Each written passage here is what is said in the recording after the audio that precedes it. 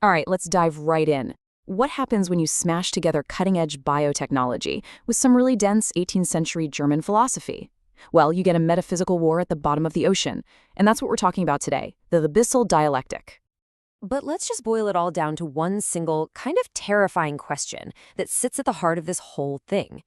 What if achieving ultimate power, what if becoming a god, wasn't a victory at all, but was actually a catastrophic mistake in logic? So, every story's gotta start somewhere, right?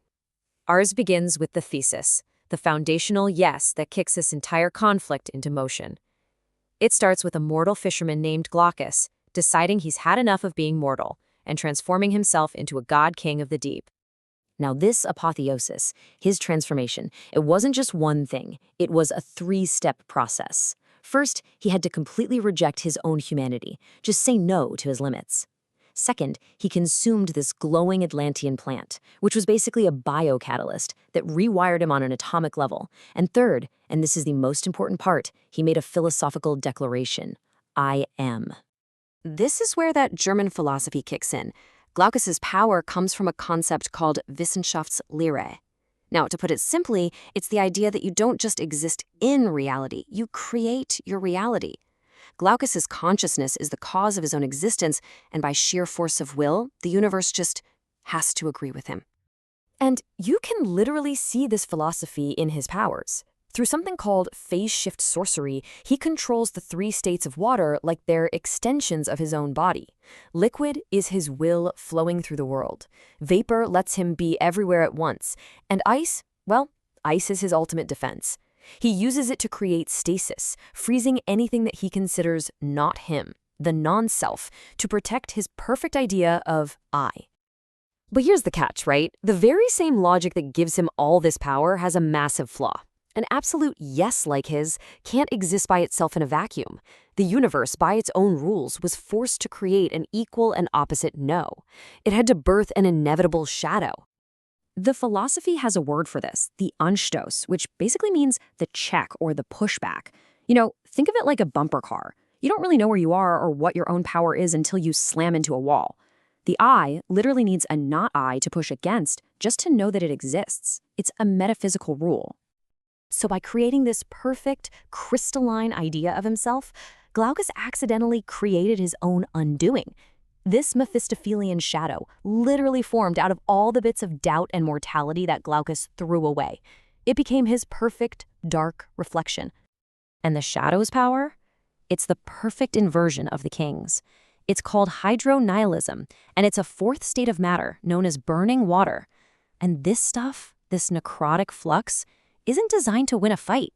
It's designed to be a solvent for reality itself, to erase what it calls the stain of existence and pull everything back into a cosmic void. But wait, the story doesn't stop with a simple yes versus no.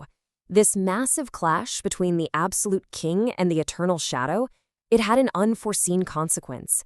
It created a kind of chaotic magical pollution, a runoff that gave birth to a third, totally parasitic power. This new being, it wasn't part of the original philosophical equation at all. It wasn't the thesis or the antithesis. It was something else entirely, a terrifying glitch in the system, a parasite born from the accidental waste of a war between gods. This energy is called polyngenesios. It's the messy, volatile runoff from Glaucus's ego colliding with the void. And this raw, chaotic waste product slammed into a sinking ship. And out of that magical mess, the captain from the abyss was born. And this is a really crucial point. The captain is a completely different kind of threat. The shadow wants to erase reality for philosophical reasons. But the captain, he's a water vampire. He doesn't care about ideas. He has a physical, endless thirst. His goal is total dehydration. He wants to create a drought within the deep. So just when you think this three-way nightmare can't get any more complicated, a fourth sovereign shows up. But this one wasn't born from the conflict. It comes from a source that is way older, way more fundamental. It represents a higher law that trumps all of them. And his first words say it all. He just looks at this epic struggle and basically says, "Peace, you brawling ghosts of the surface.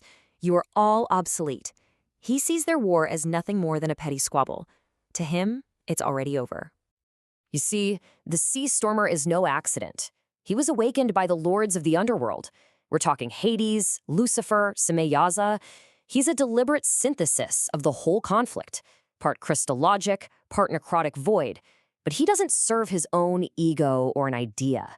He serves the grave, enforcing its unbreakable laws with rune magic. So what does this all mean? When you put all these forces together, the king, the shadow, the parasite, and the grave, you start to see the central philosophical trap at the very heart of this abyssal dialectic. And that brings us right back to the question we started with. But now we have all the pieces. Is the whole pursuit of absolute power, the burning desire to be the one and only I, nothing more than an elaborate trap you build for yourself? Well, the answer seems to be yes. It's a perfect, inescapable loop. Every single move a sovereign makes to increase their power directly and inevitably creates the very thing that will destroy it. The desire for perfect stasis creates the solvent that dissolves it. The desire to be the absolute I guarantees the creation of a not I to deny it. And the result of this loop is what's called the twofold Atlantis. It's a reality caught in a permanent state of philosophical deadlock.